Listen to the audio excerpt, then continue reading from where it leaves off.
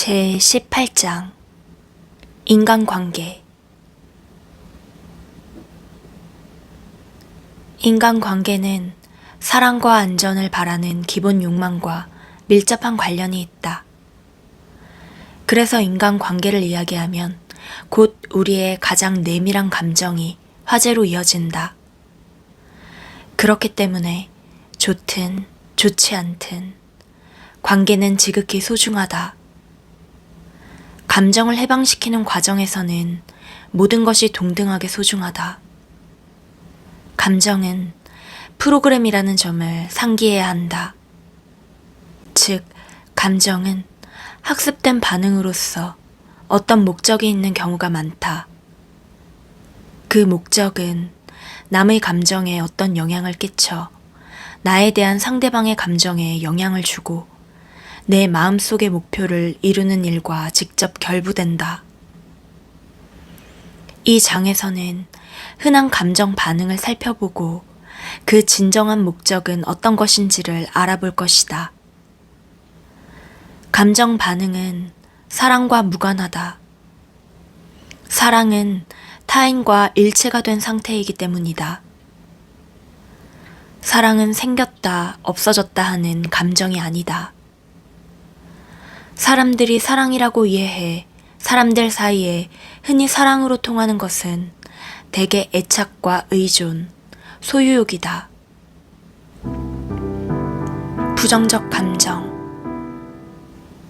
앞으로 살펴보겠지만 타인을 향하는 모든 감정에는 자신이 내면에서 불완전하다는 기본 신념이 포함되어 있고, 그러므로 타인을 목표에 이를 수단으로 여기고 활용한다. 원하는 대로 상대방에게 영향을 주지 못해도 환상을 가지고 기대하는 수준에서라도 타인을 계속 활용하려 한다. 또한 어떤 관계 속에서 경험하는 것 중 많은 부분이 상상 속에서만 벌어지고 있다는 사실을 알아야 한다. 먼저 가장 부정적인 감정들을 살펴보자. 그 바탕에 깔려있는 자신의 목적은 무엇이며 이에 대해 타인이 보일 수 있는 반응은 어떤 것인지 알게 될 것이다. 분노. 가장 먼저 살펴볼 감정은 가장 부정적인 것들이다. 증오하고 적의를 품고 분노하고 격노하고 복수하고 폭력적인 감정들이다. 바탕에 깔려있는 상상은 없애버리고 제거하고 죽이고 파멸시키고 부상을 입히고 마음 아프게 하고 겁주고 위협하는 것이다. 이에 대해 상대방이 보이는 반응은 역으로 나를 피하고 증오하고 반격을 가하는 것이다. 그보다 덜한 형태의 분노는 타인을 비판하고 비판적 태도로 대하고 울분을 품고 부르퉁해하고 마음 졸이게 하고 부정적으로 판단하는 것이다. 이 감정상 목적은 벌 주고 미안하게 만들고 감정이나 행동을 바꾸게끔 몰아붙이고 고통받게 하고 안갚음하고 깎아내리고 낮춰보려는 것에 있다. 이로 인해 상대방도 물론 역으로 비판하고 역으로 울분을 품고 회피하는 반응을 보인다. 관계 문제를 다루려면 거의 모든 사람이 이러한 상상을 한다는 점을 알아야 한다. 머리만 모래에 처박는 타조처럼 문제를 회피하거나 사람들이 못됐다고 생각하거나 스스로 죄책감을 느끼는 것으로는 해결이 되지 않는다. 우리는 용기 수준으로 올라와서 자신의 가장 좋지 않은 감정을 살펴보고 이 감정도 인간이라는 상태의 일부임을 시인하고 자신의 책임은 이를 어떻게 처리할 것인가 하는 문제에 국한됨을 잊지 말아야 한다. 그런 부정적 감정으로 인해 우리 내면의 자아가 막대한 감정적 타격을 입는다는 점은 분명하다. 이 점만으로도 부정적 감정을 잘 살펴보고 놓아버릴 이유는 충분하다. 대인 관계에 작용하는 감정을 살펴보는 과정에서 우리는 또 다른 의식의 법칙과 마주한다. 생각이나 감정을 말로 표현하거나 드러내 보여주었는지와 상관없이 자신의 감정과 생각은 항상 타인에게 영향을 주어 관계에 영향을 미친다. 정확히 어떻게 이런 일이 벌어지는지 그 역학에 대해서는 여기서 논의하지 않을 것이다. 그러나 이는 현대의 양자 물리학에서 연구하는 분야이며 특히 고에너지 아원자 입자가 생각이나 생각 형태와 이루는 관계에 연관되는 분야다. 자신의 경험에서 이 의식의 법칙을 직감할 수도 있다. 예를 들어 어떤 사람이 내게 화가 나 있으면 그 사람이 아무 말하지 않아도 대개 이를 알아차린다. 억눌려 있는 화난 감정을 감지하고는 뭔가 잘못된 일이라도 있습니까? 하고 물을 수도 있다. 설사 그 사람이 아무것도 아닙니다 라고 대답하더라도 우리는 여전히 화가 나 있고 언짢아 하는 상대의 에너지를 알아차릴 수 있다. 이렇게 에너지 수준에서 서로 만난다는 실상은 다소 경악스러운 발견이지만 누구든 내면 조사로 이 같은 사실을 발견할 수 있다. 다른 사람에 대한 나의 마음가짐 전반은 내가 드러내든 드러내지 않든 나에 대한 그 사람의 감정과 마음가짐에 영향을 준다.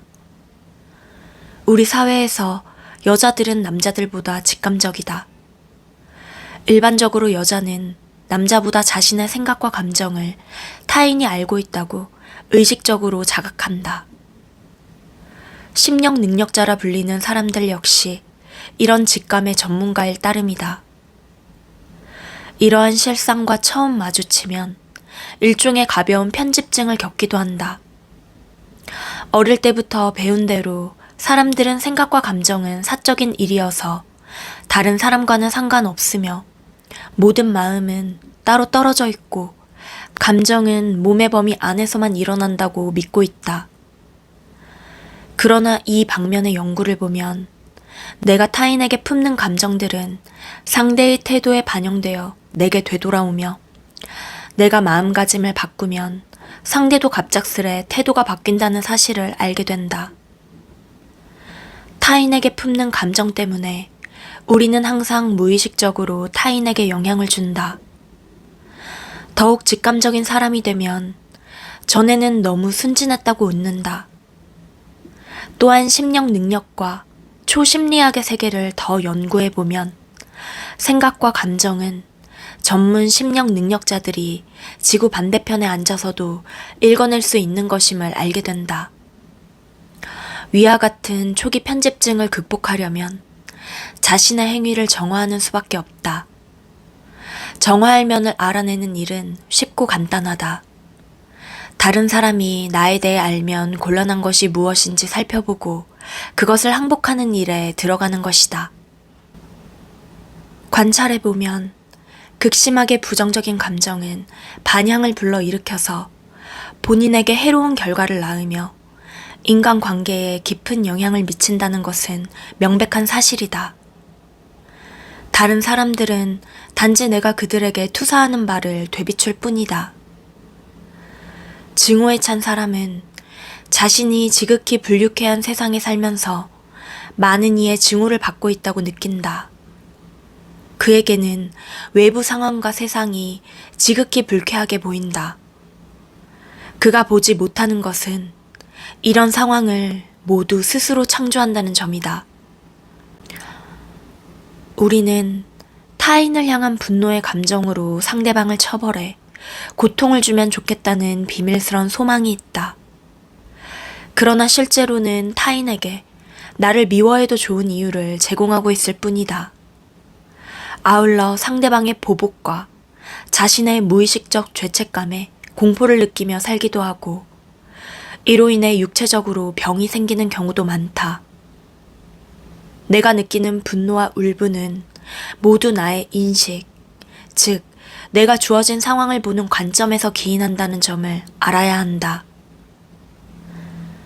내면의 감정을 포기하면 상황을 보는 관점도 바뀌고 문득 용서의 감정이 생기면서 관계가 달라져 놀란다. 내적 변화를 보여주기 위해 겉으로 한 일이 없고 아무 말도 하지 않았는데도 그렇게 된다. 이런 현상은 나의 의도가 나의 울분을 극복할 때 빈번하게 발생한다. 기적 수업에서는 상황을 보는 관점을 변화시키는 정밀 과정을 활용하는데 이 과정은 상황을 다르게 보고 용서하려는 자발성을 통해 이루어진다.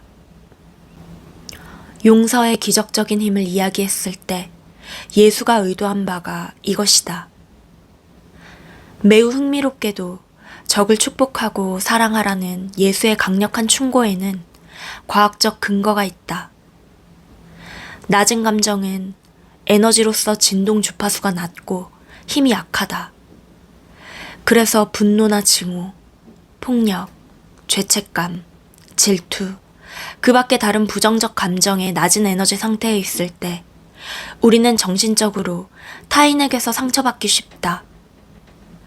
반대로 용서와 감사, 자애는 에너지 진동이 훨씬 높고 힘도 훨씬 강력하다. 낮은 에너지 패턴에서 높은 것으로 옮겨가면 에너지 차원에서 일종의 보호막이라 할 수 있는 것을 만들어내 더 이상 정신적으로 타인에게 해를 입기가 어렵게 된다. 반대로 분노의 상태에 있으면 타인의 역분노가 초래하는 에너지 고갈에 취약해진다.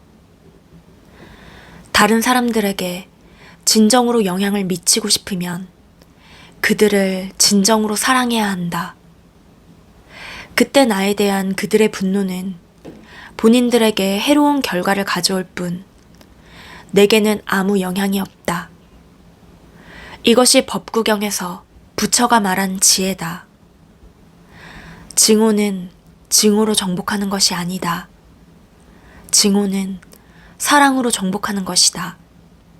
이는 영원한 법칙이다. 죄책감. 부정성 면에서 그 다음으로 심한 것은 죄책감이다. 죄책감의 바탕에 깔려있는 목적은 상대의 분노를 달래고 누그러뜨리고 자기를 스스로 처벌함으로써 처벌을 모면하고 용서를 이끌어내려는 것이다. 여기서 가장 중요한 것은 다른 사람에게서 처벌을 이끌어내려는 바람이 자기 처벌과 결합된다는 것이다. 이것은 의식적인 바람은 아니다. 그런데도 이것은 죄책감에 내포된 무의식적 목적이다. 조금만 자세히 살펴보아도 그 점을 쉽게 확인할 수 있다. 다음에 어떤 일로 죄책감이 들면, 특히 타인에 대해 죄책감이 들면 그 다음에 마주칠 때 어떤 일이 생기는지를 보라. 그 사람이 내가 마음에 품고 있는 바로 그것을 끄집어낸다. 예를 들어 약속에 늦는 것 때문에 죄책감을 느끼고 있으면 그 죄책감이 타인에게서 비판적 반응을 끌어낸다. 죄책감을 품고 있으면 타인에게서 비판적 태도와 업신여김을 끌어낸다. 잘못된 삶이라고 낙인 찍는 형태로 타인이 나의 낮은 자존감을 내게 되돌려 보낸다. 나는 보잘것없고 존경받을 자격이 없다는 생각을 마음에 품고 있으면 타인에게서 그에 맞는 반응을 이끌어낸다. 보잘것없고 존경받을 자격이 없는 사람이라고 암시하는 말을 듣기 쉽다. 자신의 가치가 빵 부스러기밖에 되지 않는다고 여기면 빵 부스러기를 얻는다. 이것이 빈자는 더욱 가난해지고 부자는 더욱 부유해진다는 성경 구절의 의미다. 재정적 차원의 가난뿐만 아니라 모든 차원의 가난은 내면의 가난에서 비롯된다. 외적인 부가 내면의 부에서 비롯되는 것과 같다.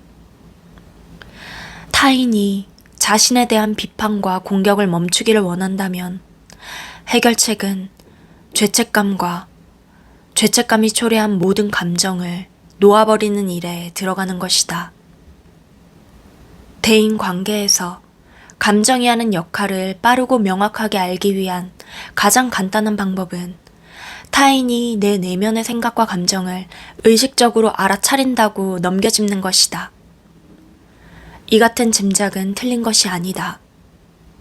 실제로 타인은 직감적으로 나의 생각과 감정을 알아차리되 그 순간에 의식적으로 알아차리지 못할 뿐이다.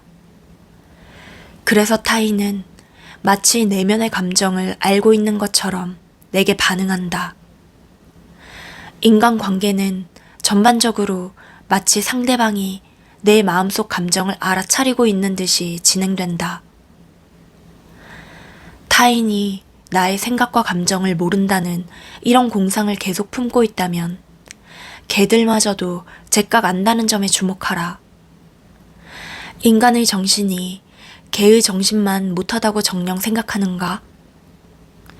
개가 내 내면의 마음가짐 전체를 제깍 읽을 수 있다면 주변 사람들의 직감도 동일한 진동을 알아채고 있다고 확신할 수 있다. 무의욕과 비탄. 무의욕과 비탄, 우울, 슬픔, 자기연민, 침울, 절망, 무력감 같은 감정은 난 못해 라는 내면의 프로그램에서 비롯된다. 이런 감정의 목적은 동정을 끌어내고 무언가를 되찾고 지지를 얻고 남을 미안하게 만들고 도움을 청하는 데 있다. 이런 감정이 다른 사람에게 미치는 영향은 어떤 것일까? 처음에는 도우려고 할 수도 있지만 나중에는 안 됐다고 여기다가 끝내는 피하고 만다. 왜 피할까? 이런 감정이 상대에게 막대한 에너지를 요구하고 있기 때문이다. 남의 문간에 드러누워 남까지 거덜내려는 시도이기 때문이다. 이 때문에 나온 속담이 있는데 무정하게 들리지만 불행히도 맞는 때가 많다. 웃을 때는 세상이 함께 웃는다. 그러나 울 때는 혼자 운다. 끝없이 비탄에 젖어 있으면 다른 사람이 떠난다. 그 사람이 아주 높은 수준이어서 힘들이지 않고 연민을 받아줄 수 있지 않는 한 비탄에 대해 분개하기 시작한다. 만성화된 비탄은 조기 노화와 피로를 불러오고 남을 실증나게 만든다. 극복할 수 있는 유일한 길은 적절한 상황에서 비탄이 올라오도록 놔두면서 비탄에 항복해 비탄을 놓아버리고자 하는 자발성을 갖는 것이다. 공포. 긴장과 불안의 형태든 수줍음이나 자의식, 조심성, 망설임, 불신의 형태든 공포의 감정에는 위협이라 상상한 것에서 달아나려는 목적과 겁나는 상황이나 사람과 심리적 거리를 두려는 목적이 있다.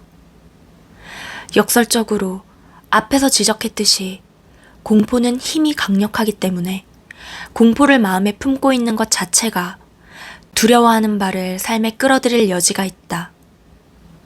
공포는 자기가 한 말대로 되는 자기 충족적 예언과도 같다. 공포 에너지로 인해 내면의 초점이 발생 가능한 부정적인 일에 맞춰지면 그 초점에 의해 가장 두려워하는 일의 모습이 형성될 수 있다. 그래서 인간관계에 공포가 있으면 다른 사람에게 힘을 내주어 두려워하는 바로 그 일을 그들이 할 수 있게 만든다.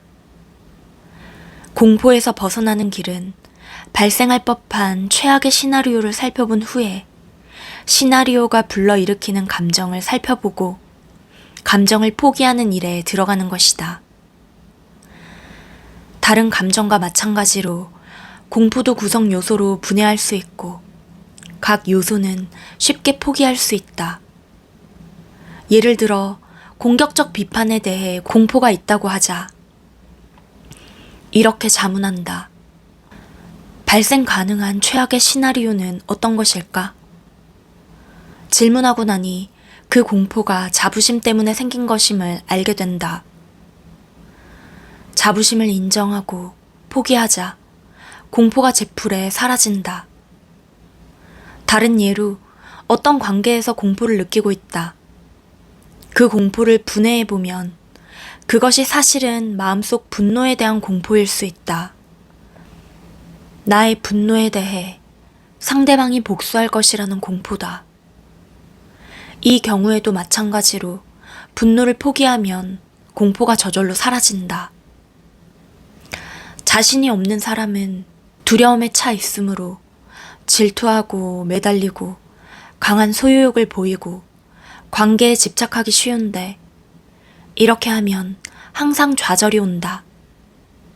이런 감정의 목적은 상대를 묶어서 단단하게 잡아두고 관계 상실을 미리 막아 안전하게 해두고 때로는 상실이 두렵다고 상대를 벌주려는 데에 있다. 이런 경우에도 마찬가지로 그런 마음가짐 탓에 마음이 품고 있는 바로 그 일이 현실로 나타난다. 상대방이 내가 지닌 의존과 소유욕의 에너지에서 압박을 느끼면 자유를 찾아 달아나고 물러나고 떠나려는 내적 충동이 생기면서 내가 가장 두려워하는 바로 그 일을 한다. 또한 그런 마음가짐은 상대에게 끊임없이 영향을 주려는 바람으로 이어진다.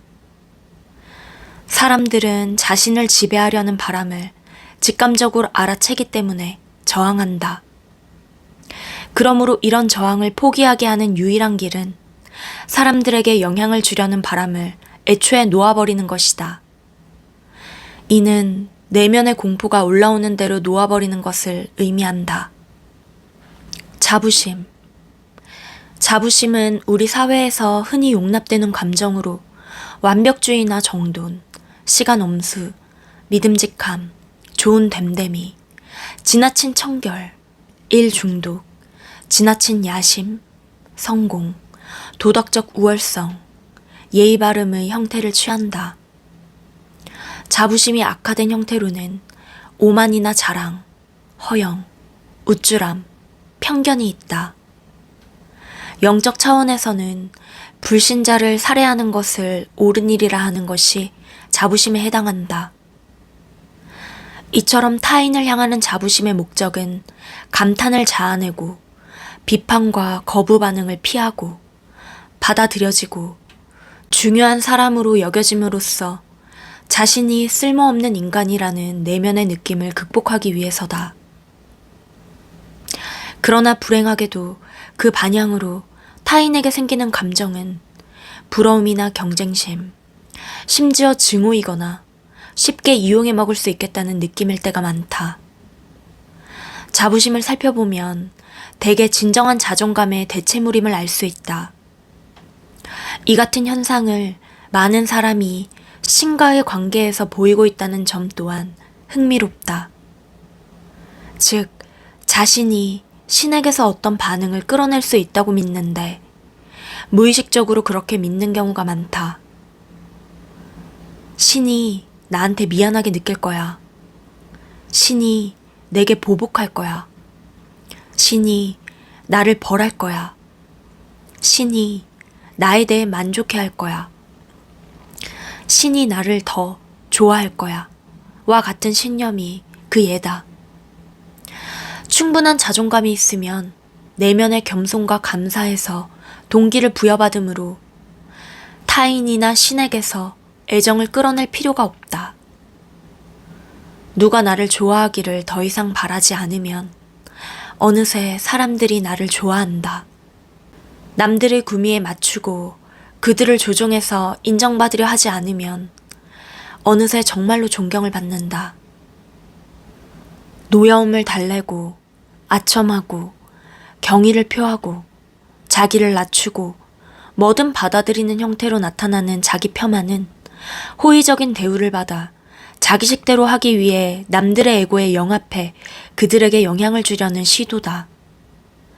거짓된 겸손을 보이는 것은 남들에게 저는 사람이 작습니다. 부디 그렇게 대해주세요. 라고 하는 것과 다를 바 없고 그러면 사람들은 즉시 그렇게 대한다. 명백한 것은 위와 같은 감정은 모두 타인을 교묘하게 조종하고 진정한 관계를 파괴한다는 점이다. 모두가 취약한 입장이기 때문에 자존감을 깎아내린다.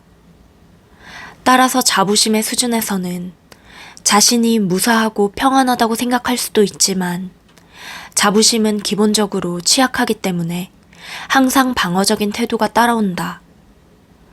사람은 자신이 없을 때마다 자부심으로 부풀어 오른다. 그렇게 팽창한 자부심은 지나가는 말 한마디나 찌푸린 눈살 한 번에 펑크나기 쉽다. 인간이라는 상태. 모든 부정적 감정은 근본적으로 공포가 형태를 달리한 것이다. 즉, 자신과 타인의 존경을 잃을 것 같은 공포, 살아남지 못할 것 같은 공포, 앞날을 안심하지 못하는 공포 등이다. 부정적 감정 대부분은 그 가치를 부정적으로 평가받으므로 억제되거나 억압되거나 투사된다. 억제와 억압, 투사는 모두 파괴적인 심리 역동으로 인간관계에 갈수록 스트레스를 주어 관계를 위축시킨다. 가장 내밀한 감정들은 남들이 모른다고 가정하고 싶지만 과연 그럴까? 우리 모두 정신적, 직감적 수준에서 서로 연결되어 있다. 그래서 우리의 감정은 다른 사람들에게 읽히고 알려진다. 이 점을 의식적으로 알아차리지 못할 수는 있지만 남들이 내게 하는 것을 보면 그들을 향한 내 내면의 마음가짐과 감정을 그들이 알고 있다는 사실이 드러난다. 예를 들어 일에 임하는 자신의 태도가 남들이 보기에 모범적이라고 하자. 그런데 왜 내가 아니라 다른 사람이 승진하거나 인정받는 것일까? 답을 알려면 상사와 일에 대해 자신의 속내에 어떤 감정이 숨어 있는지를 살펴보면 된다. 부러워하고 비판적이고 분개하는 자신의 속내를 상사가 정말로 알아채지 못한다고 생각하는가? 남들이 내 내면의 감정과 감정에 따라오는 생각을 알고 있다고 넘겨짚는 편이 손해가 없다. 내가 남에 대해 하는 생각은 남이 나에 대해 하는 생각과 비슷할 유형일 가능성이 아주 높다. 이 원리를 깨달으면 삶에서 일어나는 많은 일이 이해되기 시작한다. 이렇게 자문해 본다. 내가 저 사람이라면 내 속내의 감정과 생각이 어떤지를 정확히 알았다면 나는 어떻게 반응할까? 이 질문에 답을 해보면 그 사람의 행동이 왜 그런지 대개는 명확해질 것이다. 내가 승진을 못한 것은 무언의 에너지 수준에서 상사에게는 비판적이고 동료들에게는 분개하면서 인정하고 알아달라 아우성만 치고 있었음을 상사가 알기 때문일 수 있다. 부정적 감정을 찾아 내면을 살펴보기 전에 이런 감정은 진정한 내적 큰나가 아님을 기억하면 가장 좋다. 부정적 감정은 학습된 프로그램이며 인간으로서 타고나는 것들이다. 부정적 감정을 면제받는 사람은 아무도 없다. 즉, 가장 높은 수준에서 가장 낮은 수준에 이르기까지 모든 사람은 현재 에고가 있거나 과거에 에고가 있었다. 깨달음을 얻은 몇 안 되는 사람들조차 에고가 있었다가 나중에야 에고를 초월했을 따름이다. 인간이라는 상태가 원래 이렇다. 자신의 감정을 정직하게 관찰할 수 있으려면 비판하지 않는 마음가짐이 필요하다. 내면에서 벌어지는 일부터 확실히 알아차려야 그에 대해 무언가를 할 수 있다. 어떤 감정을 놓아버리면 그것이 더 상위의 감정으로 대체된다. 어떤 감정을 알아보고 인정하는 목적은 오직 그 감정을 놓아버리려는 데 있다. 항복한다는 것은 어떤 감정을 느끼기만 하고 바꾸려 하지 않음으로써 그 감정을 기꺼이 포기함을 의미한다. 애초에 감정이 내면에 유지되는 것은 저항하기 때문이다. 일부 부정적 감정은 욕구 충족에 필요하다고 생각할 수도 있다. 그러나 자세히 살펴보면 이런 감정은 환상임을 알 수 있다. 욕구가 충족되는 데는 상위의 감정이 훨씬 더 강력하고 효과적이다. 예를 들어 진정으로 사랑하는 사람을 위해 어떤 일까지 기꺼이 할 수 있을지 자문해보자. 거의 모든 일임을 즉시 알 수 있다. 사랑을 위해서는 넘어서지 못할 한계가 없다. 이제 그 일을 내게 겁을 주는 누군가를 위해 기꺼이 할 수 있는 일과 대조해보자. 마지못해 가능한 한 적게 할 것이다. 겉으로 보기에는 겁주는 사람들이 무언가를 잠시 빼앗아가는 것처럼 보일 수도 있지만 그들은 전체를 잃은 것이다. 그렇지 않은가?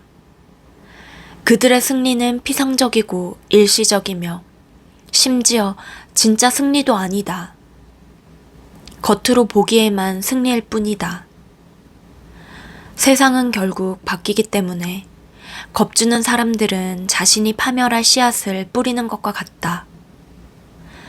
부정적 감정으로 쟁취하는 것은 오래가지 못하고 진짜가 아니다.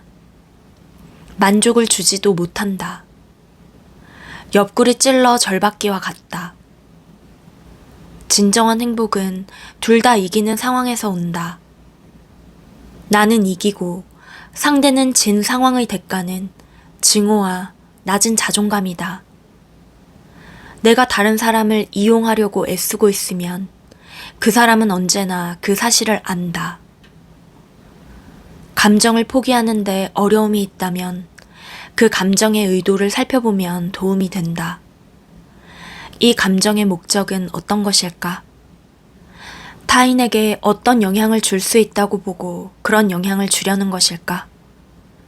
타인이 보일 가장 큰 반응은 어떤 것일까? 그 반응을 나는 정말 원하는 걸까? 오늘이 내 삶의 마지막 날이라면 그 반응이 내가 정말 원한 것일까? 어쨌거나 오늘은 내 삶의 마지막 날. 모든 갈등과 불안, 공포와 함께 해온 옛 삶의 마지막 날이다. 그리고 지금의 갈등과 불안, 공포는 옛것을 고수한 대가다. 내면에 심어진 모든 프로그램에서 벗어나 부정적 감정을 억제하지 않고 포기할 때 부정적 감정은 상위의 감정으로 저절로 대체된다. 내가 더 행복해지고 더 가벼워지면 주변 사람들도 그렇게 된다. 상위의 감정이란 어떤 것들이며 이 감정들이 나에 대한 반응으로 타인이 보이는 감정과 행동에 어떤 영향을 주는지 다시 살펴보자. 긍정적 감정들. 용기와 자발성, 자신감, 역량, 할 수 있음, 열정, 유머, 능숙함, 자급자족, 창의성 같은 상위의 감정에도 목적이 있다. 효과적인 행동, 짜임새 있는 활동, 성취가 그것이다. 타인의 반응으로 되돌아올 것은 협력과 용기, 경의, 함께하려는 자발성이다. 아울러 타인의 자존감을 높여주기 때문에 사람들이 같이 있고 싶어 한다. 이 모든 점으로 볼 때 상위 감정에 이르는 길을 가로막는 부정적 감정을 놓아버리면 도리어 자발성의 대가로 아주 멋진 이득을 얻게 됨을 알 수 있다. 진정한 목표와 목적을 힘들이지 않고 성취하는 것이다. 받아들임과 기쁨, 따뜻함, 온화함, 신뢰, 내적 진실, 신의의 수준에 있을 때 이런 감정적 목적은 사랑과 즐거움, 기쁨, 조화, 평화, 이해, 나눔에 있고 그 목적에 다른 사람들이 반응한다. 사람들이 내게 보일 반응은 받아들임과 만족, 장단이 맞는다는 느낌, 이해받는다는 느낌, 환희다. 저절로 나의 사랑에 화답한다. 다른 사람과 어떤 모험을 함께하든 이런 상호간 감정이 성공을 가져올 것이라는 점은 명백하다. 모험이 직업적인 것이든 사회적 혹은 개인적인 것이든 아니면 단순히 일상적인 상호작용이든 상관없다. 연결성. 내면의 감정이 평화와 평정, 고요, 정적, 개방성, 단순성을 느낄 때 다른 사람들에게 미치는 영향은 나의 자각과 함께 그들의 자각을 키우고 자유와 완전성, 통일성, 나와 하나 된 상태를 더 크게 느끼게 만드는 것이다. 사람들은 나와의 관계에서 나와 연결되어 있다고 느낀다. 자신을 나와 동일시한다. 깊은 수준에서 이해한다. 나와 교감하고 있음을 느낀다. 그 결과 사람들이 나와 함께 있으려고 한다. 나와 함께 있으면 자신이 완전하고 자신의 존재가 인지되며 충족된다고 느끼기 때문이다. 자신의 진정한 큰 나에 대한 자각이 커짐을 느낀다. 나와 함께 있거나 마음의 나를 떠올리면 고양됨을 느낀다. 나의 존재가 주는 축복에 대한 반응으로 내게 사랑과 감사를 보낸다. 이런 관계에서 목표는 저절로 성취된다. 부정성을 품지 않으므로 타인에게 숨기고 싶은 것이 아무것도 없고 이 개방성이 타인의 모든 방어를 멈추게 한다. 죄책감이나 공포로 숨기는 것은 아무것도 없고 매우 의식적이고 초월적인 연결이 존재한다. 이 수준에서는 이른바 텔레파시 현상이 규칙적으로 일어난다. 타인과 완전한 조화 속에 있으면 생각이나 감정을 보내지 않거나 막으려는 바람이 나로서는 전혀 없게 된다. 타인도 비슷하게 반응하기 때문에 그 사람의 마음에 무엇이 스쳐 지나가며 어떤 감정 상태인지를 힘들이지 않고 안다. 자신과 타인의 인간적인 면을 전적으로 받아들인다. 타인과 진정으로 조화를 이루면 일시적 질투나 반발을 보아도 용서한다. 자연스러운 일일 뿐임을 안다. 반대로 그들 역시 나의 일시적 울분을 알아차린다는 점을 안다. 그런데도 눈 감아주고 있는 것이다. 나의 인간적인 면을 받아들이고 상황을 이해한다. 나를 아주 잘 알기에 내가 일시적으로 분개할 만한 상황을 알아보지만 또한 내가 울분을 놓아버릴 것이라는 점도 알고 있다. 애정어린 받아들임의 관계를 맺고 있는 사람들은 나와 자신의 인간적인 면에 상관하지 않는다. 표면적인 감정은 어떻든 사랑과 받아들임, 상대방과의 조화, 세상과의 조화를 함께하고 있다는 자각이 지속된다. 사실 그 누구와도 이런 의사소통의 수준에 도달할 수 있다. 친밀한 관련이 있는 사람이 아니어도 된다. 친밀한 가족 구성원보다는 이해관계가 덜한 친구들과 이 같은 의사소통을 먼저 경험하는 경우가 아주 많다. 평범한 삶에서 이런 의사소통이 잘 일어나는 또 다른 상황은 상대가 과거의 연인일 때다. 이제 로맨스가 중요하지 않게 된 사이이지만 서로를 이미 아주 잘 아는 사람이므로 더 이상 뭔가를 숨길 필요가 없기 때문에 우정이 두터워질 수 있다. 진정으로 솔직한 의사소통과 정직성, 진실성이 있는 관계가 될 수 있다. 이런 관계는 헤어지거나 이혼한 커플 사이에서 주로 보인다. 혼란이 가라앉고 나면 서로 잘 지내면서 제일 좋은 친구로 오래도록 지내기도 한다. 긍정적 감정의 효과. 높은 의식 상태는 인간관계에 깊은 영향을 미치는 것이 분명하다. 의식의 법칙 중 하나가 유유상종이기 때문이다. 우리 내면의 상태는 사실 타인에게 방출되고 있다. 물리적으로 함께 있지 않을 때조차 타인에게 긍정적인 영향을 줄 수 있다. 감정은 에너지이며 모든 에너지에서는 진동이 방출된다. 우리는 송신하고 수신하는 방송국과 같다. 부정성을 덜 품고 있을수록 타인이 나에 대해 품고 있는 바를 더 잘 알아차릴 수 있다. 더욱 사랑할수록 더욱 사랑에 둘러싸임을 알게 된다. 우리가 살면서 기적을 겪는 것은 어떤 부정적 감정이 상위 감정으로 대체되었기 때문인 경우가 많다. 계속해서 항복하면 이런 일이 더욱 잦아진다. 항복하면서 삶에 힘을 덜 들이게 된다. 행복과 기쁨이 커지면서 행복과 즐거움을 바깥 세상에서 경험할 필요가 줄어든다. 타인이 덜 필요하고 타인에게 덜 기대한다. 자신의 내면에서 오는 것으로 경험할 수 있는 바를 저 바깥에서 찾는 일을 그만둔다. 타인이 내 행복의 근원이라는 환상을 놓아버린다. 타인에게서 얻어낼 생각을 하는 대신 타인에게 줄 생각을 한다. 다른 사람들이 나를 피하려 하지 않고 나와 함께 있으려 한다. 찰스 디킨스의 크리스마스 캐럴에서 스크루지는 타인에게서 얻어낼 생각을 하는 대신 타인에게 주는 기쁨을 경험한다.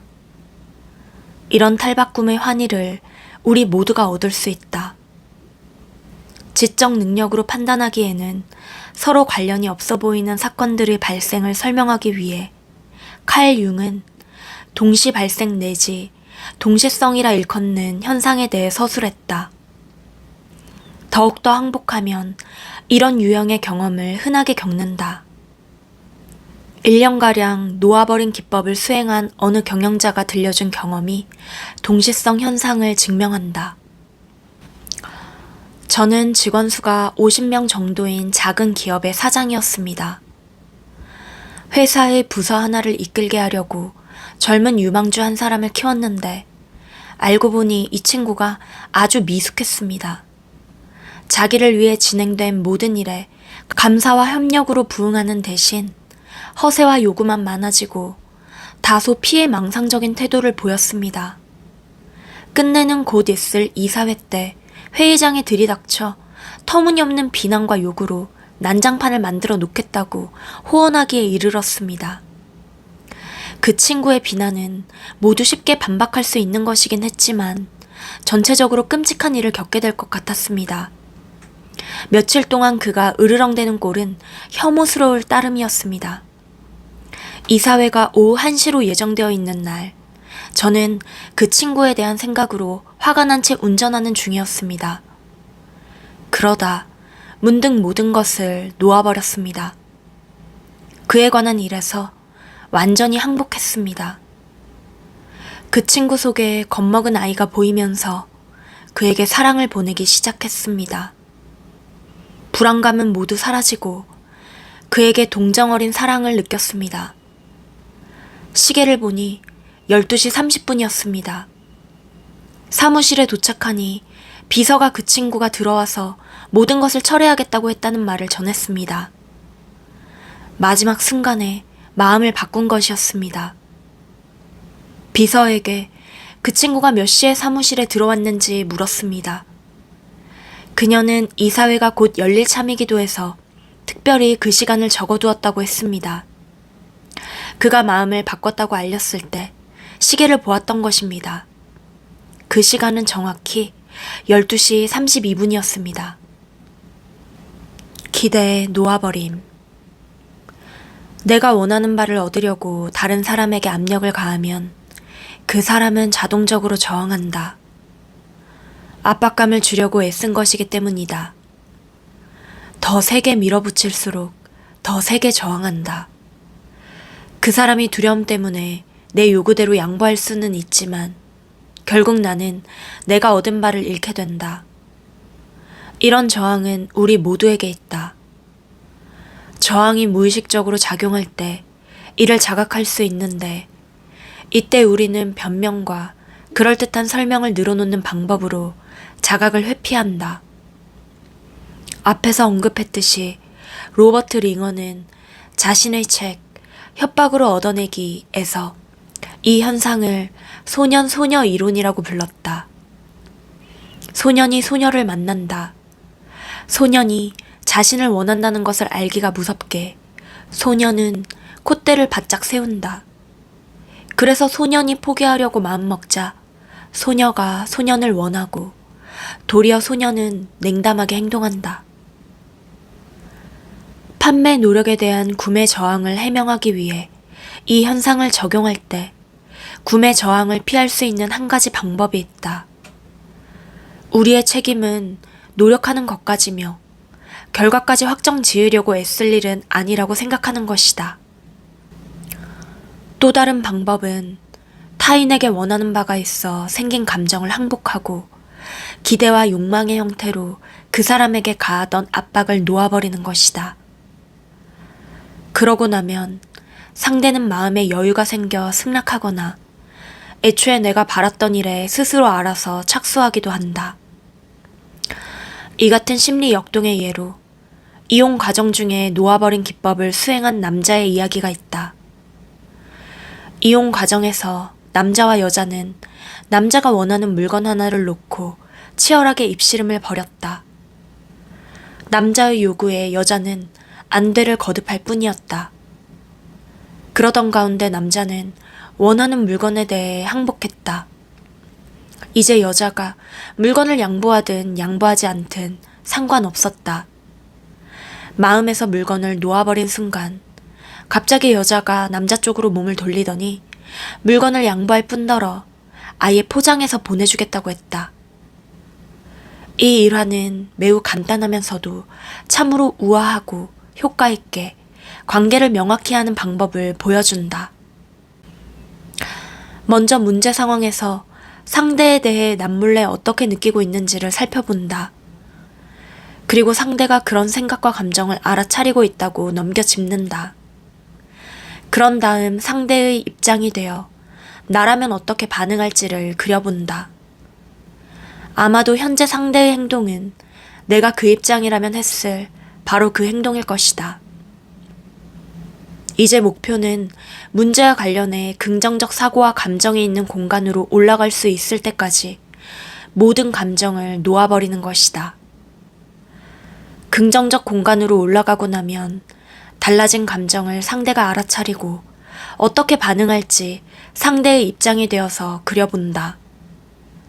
예상 가능한 바로 그대로 상대의 행동이 바뀔 공산이 크다. 시간이 걸릴 수 있지만 계속 관찰하면 변화가 일어날 가능성이 높다. 설사 변화가 없더라도 상황에 대해 더 이상 언짢지 않을 것이다. 이득을 얻지 못할 때도 간혹 있지만 그때는 알맞은 시점에서 이 일로 우주가 내게 빚졌다 라고 할 수 있다. 때로는 선행이 화답받지 못함을 아는 것도 위대함의 일부다. 우리의 생각과 감정이 주는 영향을 가리켜 세상의 여러 문헌에서는 카르마의 법칙이라고 하거나 주는 대로 받는다라거나 뿌린 대로 거둔다 라고 한다.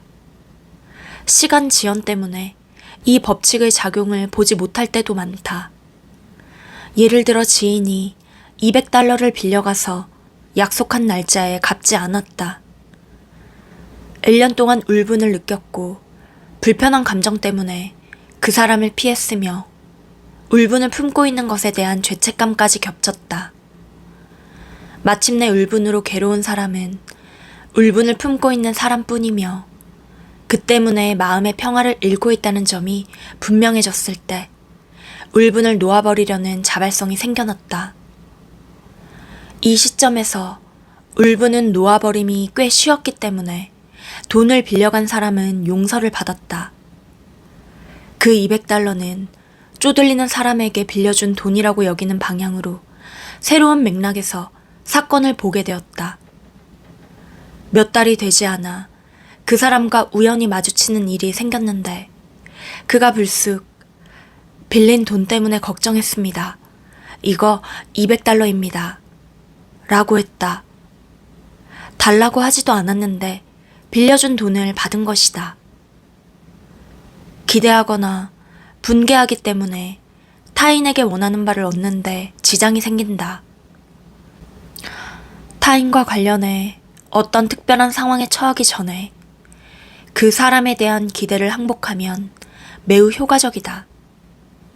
감정은 사실 타인에게 억지로 나의 의지를 강요하려는 미묘한 시도여서 상대가 무의식적으로 저항한다.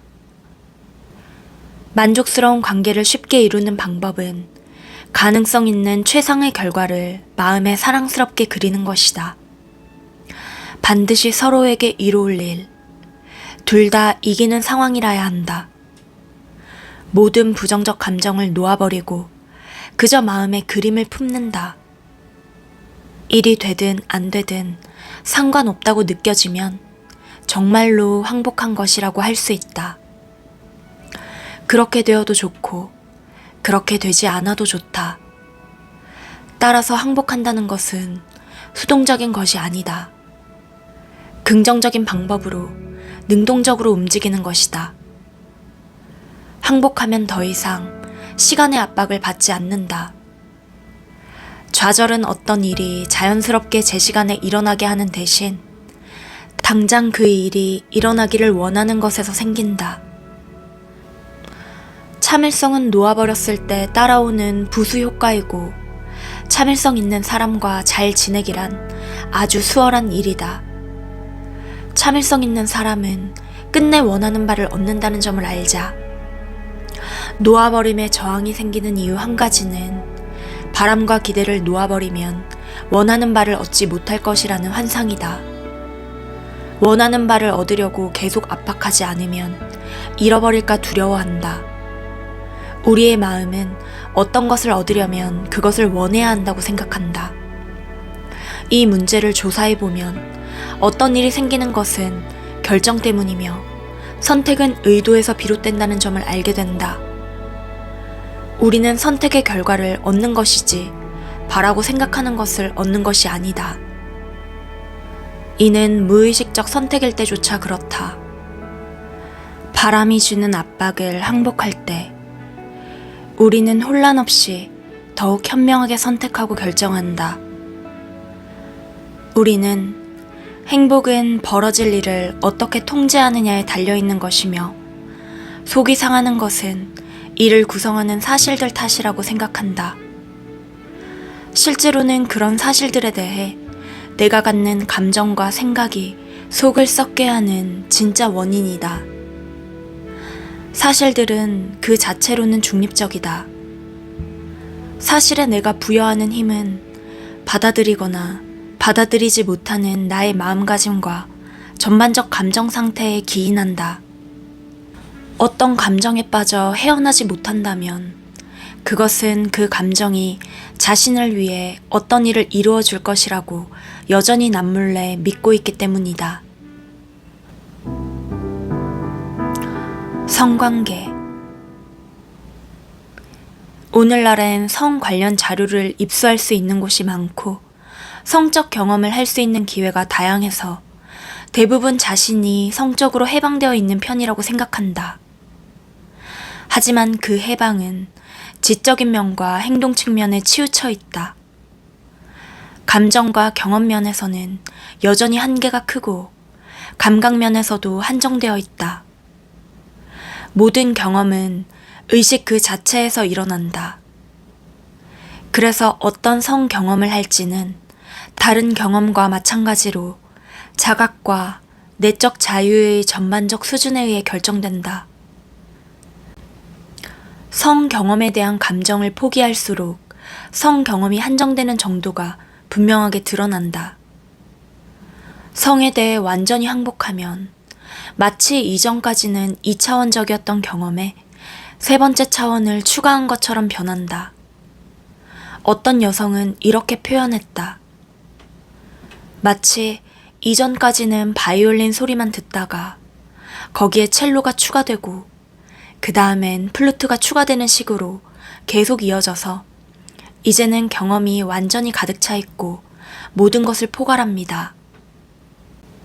표출의 자유에서 오는 감정적 기쁨이 커질 뿐만 아니라 놓아버림으로 인해 감각 경험 자체가 바뀐다. 사람들 대부분, 특히 남자들은 성적 흥분과 오르가즘을 주로 생殖기에서 느낀다. 보다 자유로워질수록 오르가즘의 범위가 넓어지기 시작해 골반과 복부, 팔다리로 퍼지고 마침내는 전신으로 번져나간다. 종종 이렇게 완결된 후에 안정기가 이어지다가 갑자기 예기치 않게 오르가즘이 일어나는 장소가 몸 밖으로까지 확대되어 마치 몸 주위의 공간이 사람 대신 오르가즘을 일으키는 것처럼 된다. 오르가즘은 근본적으로 장소에 한계가 없다. 무한으로 확대되어 특정 중심부나 위치에서만 경험하지 않는다. 마치 개인은 존재하지 않는 것처럼 된다. 오르가즘이 오르가즘을 경험한다. 특히 통제를 잃을까봐 두려워 경험을 제한하려고 하기 때문에 얼굴 찡그림과 숨죽임 같은 제약이 생긴다는 것을 자각하면 이 같은 확대가 쉬워진다. 천천히 깊게 숨을 쉬면서 찡그리는 대신에 미소를 지으면 공포를 의식해 항복할 수 있다. 한편 성에서 강박성이 사라진다. 자유롭다는 것은 성행위나 오르가즘을 탐닉할 자유뿐만 아니라 그러지 않을 자유도 있음을 의미한다. 항복하면 오르가즘을 원하는 욕망에 휘둘리지 않는다. 그러면 창조적으로 경험하면서 자각하는 일이 촉발된다. 마음이 오르가즘 자체에 집중하지 않기 때문이다. 오르가즘을 원하는 욕망의 지배에서 자유로워지면 탄트라 섹스에 대한 영적 문헌에 서술된 성 경험이 가능해진다. 서양인 대부분 이에 대해 읽어보거나 시도해보기도 하지만 결국 포기한다. 더 큰 자유 대신 억제하는 방식으로 접근하기 때문이다. 진정으로 해방될수록 만족을 위한 욕망보다는 사랑하는 상태에서 동기를 얻는다. 원하고 갈망하는 것에서 기쁨과 행복을 나누는 것으로 동기가 바뀌면 성관계의 본질에도 중대한 변화가 일어난다. 타인과 성적 친밀함을 나누는 일이 더욱 많은 것을 아우르고 즐거운 일이 된다. 상대의 성과 조율이 더욱 잘 되고 상대가 만족감을 느끼는 방식을 직감적으로 충족시킨다. 이 상태를 어느 커플은 이렇게 표현했다.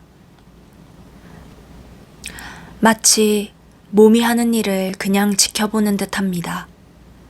마치 우리가 그 모든 일이 일어나는 공간인 듯합니다.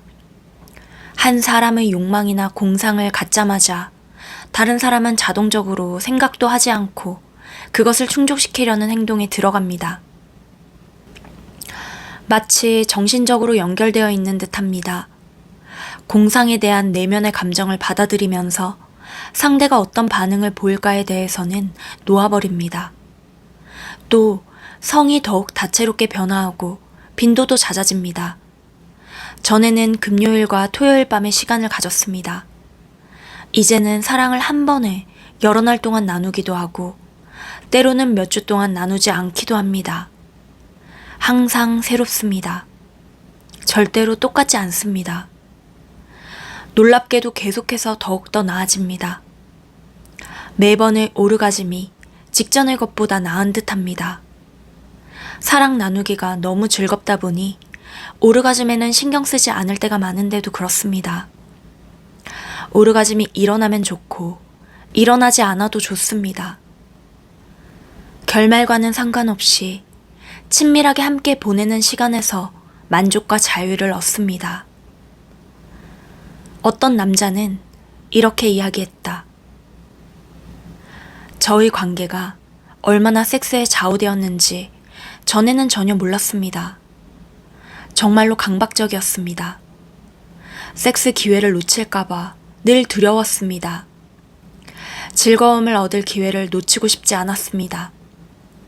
이제는 패턴이 잘 바뀝니다. 사실 이제는 패턴이 없습니다.